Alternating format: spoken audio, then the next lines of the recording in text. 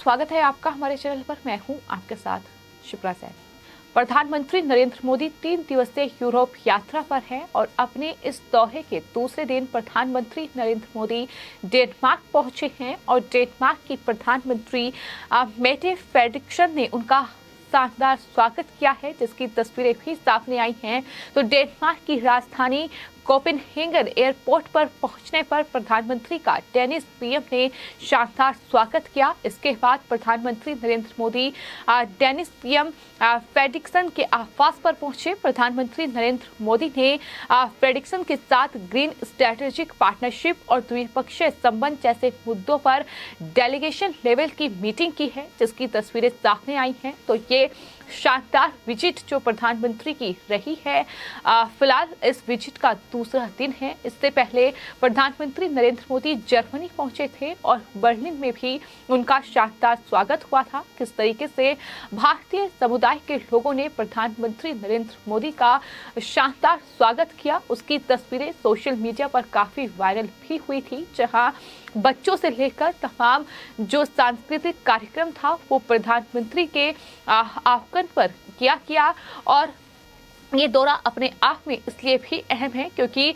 कहीं ना कहीं जिस तरीके से यूक्रेन और रूस के बीच संकट गहराया हुआ है, जिस तरीके से लगातार जंग जारी है, इस बीच प्रधानमंत्री का ये यूरोपीय दौरा, जिसका जिक्र खुद प्रधानमंत्री ने किया था और कहा था कि ये बेहद चुनौतीपूर्ण वक्त में ये दौरा हो रहा है और उम्मीद है कि इस दौरे के बाद यूक्रेन और रूस के बीच जो संकट गहराया हुआ है वो कुछ कम होगा।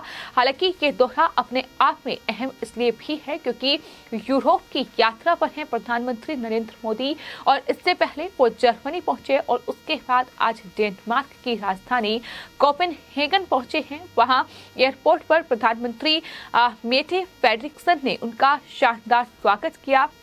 इसके बाद ज्वाइंट प्रेस कॉन्फ्रेंस में प्रधानमंत्री नरेंद्र मोदी ने रूस और यूक्रेन जंग को रोके जाने की एक बार फिर अपील की है।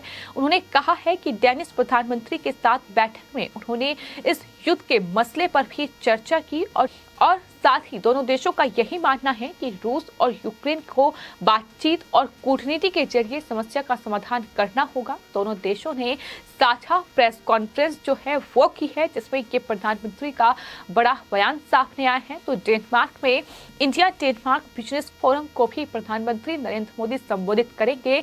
इससे पहले प्रधानमंत्री कार्यालय की ओर से डेनमार्क की इस यात्रा को लेकर जो विस्तृत जानकारी है वो दी गई थी, जिसमें ये बताया गया था कि प्रधानमंत्री डेनमार्क के दौरे पर हैं। प्रधानमंत्री Narendra Modi Bharat Denmark round table meeting में हिस्सा लेंगे और डेनमार्क में भारतीय समुदाय को भी संबोधित करेंगे।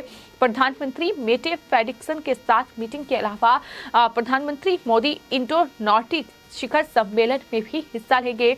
इस शिखर सम्मेलन में डेनमार्क के अलावा फिनलैंड, आइसलैंड और नॉर्वे और स्वीडन भी शामिल होंगे। ये भी जानकारी प्रधानमंत्री कार्यालय की ओर से दी गई थी।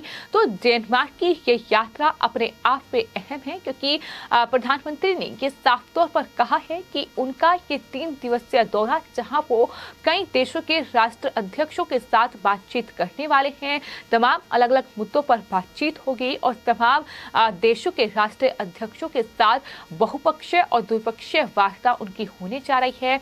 अपने आप में जो भारत जिस तरीके से कहीं ना कहीं दुनिया में प्रधानमंत्री नरेंद्र मोदी के नेतृत्व में अपनी पहचान, अब एक अलग पहचान बना रहा है, यूं कह सकते हैं। जिस तरीके से प्रधानमंत्री नरेंद्र मोदी के नेतृत्व में भारत ने रूस और यूक्रेन संकट के बीच भी अपना एक अलग स्टैंड रखा और उस स्टैंड पर भारत कायम रहा। अमेरिका और तमाम दुनिया के दूसरे बड़े देशों ने जब भारत को आंख दिखाई तो उस वक्त भी भारत अपने बयान पर कायम था। प्रधानमंत्री की दो टूक उन्होंने यही कहा कि दरअसल इस युद्ध का समाधान सिर्फ और सिर्फ बातचीत से ही हो सकता है। इस युद्ध का समाधान इस तरीके से जंग से नहीं होगा, इस तरीके से जो हिंसा लगातार हो रही है उससे नहीं होगा, ये साफ तौर पर कहा गया था।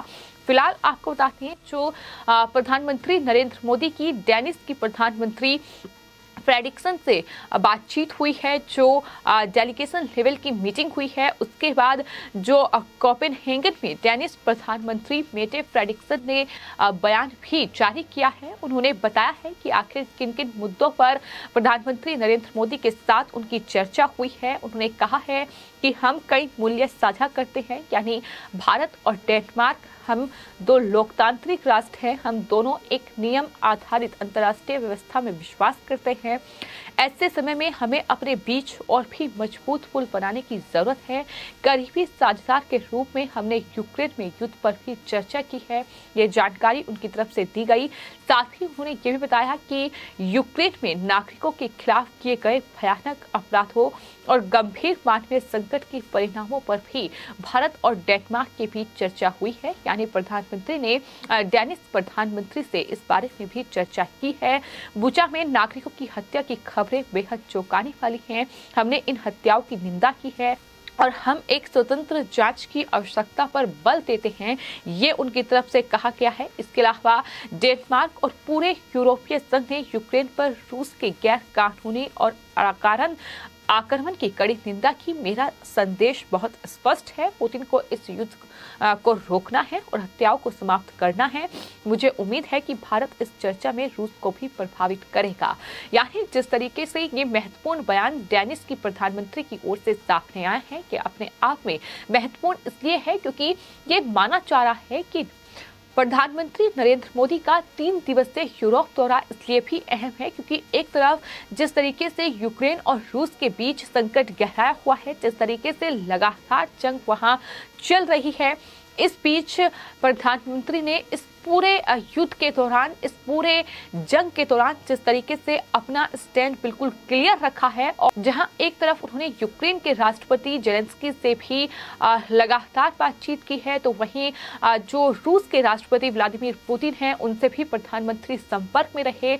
और यही कहीं ना कहीं भारत की जो विदेशी नीति है, जो रणनीति है, वो कहीं ना कहीं इस युद्ध के दौरान दिखाई थी कि किस तरीके से भारत जो है वो अपने छात्रों को सकुशल यूक्रेन से वापस भारत लाने में कामयाब हो पाया। उसने कामयाबी हासिल की क्योंकि रूस के साथ भी जो भारत के संबंध हैं, जो रूस के साथ भारत पार्टनरशिप साझा करता है, उसका मजबूत कहीं ना कहीं पार्टनरशिप है, जिसकी वजह से रूस के साथ बातचीत करके इस तरीके से प्रधानमंत्री नरेंद्र मोदी ने तमाम छात्रों को वहां से निकालने में जो ऑपरेशन गंगा चलाया था उसमें कामयाबी हासिल की है। जहां अमेरिका समेत तमाम दुनिया के बड़े देश कहीं ना कहीं तमाम दुविधाओं से, तमाम मुसीबतों से जूझ रहे थे, लेकिन उस वक्त पर भारत ने जिस तरीके से कहीं ना कहीं यूक्रेन और रूस के संकट के बीच, इस जंग के बीच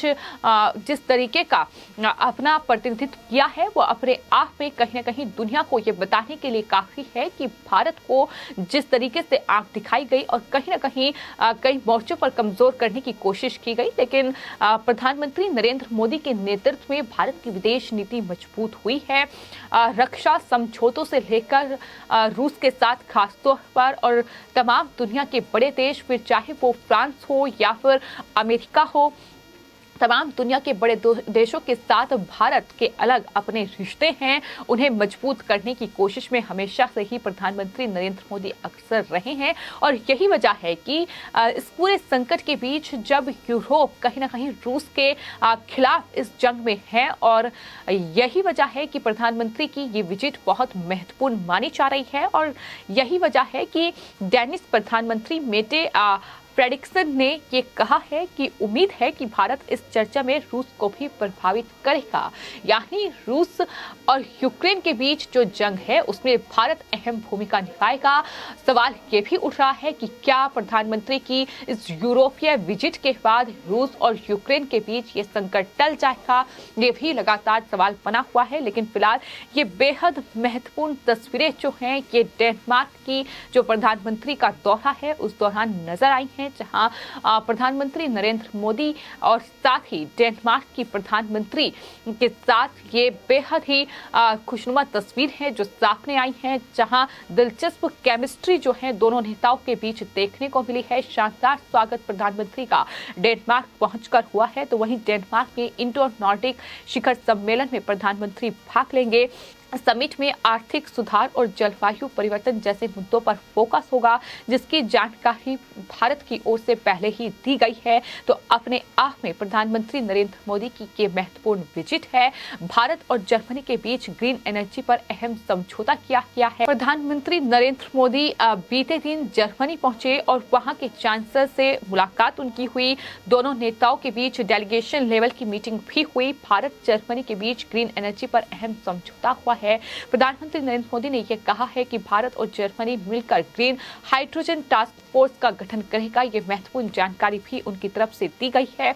तो इस तरीके से कहीं न कहीं तमाम देशों के प्रतिनिधियों, तमाम देशों के राष्ट्राध्यक्षों के साथ प्रधानमंत्री नरेंद्र मोदी की यह मीटिंग जारी है। लेकिन शानदार स्वागत डेनमार्क में प्रधानमंत्री नरेंद्र मोदी का हुआ है, जहां से ये बेहद अच्छी तस्वीरें, एक अच्छी केमिस्ट्री दोनों नेताओं के बीच नजर आई हैं। फिलहाल आपकी इस पूरे मामले पर क्या राय है, हमें कमेंट बॉक्स में जरूर लिखें और चैनल को सब्सक्राइब करें। धन्यवाद।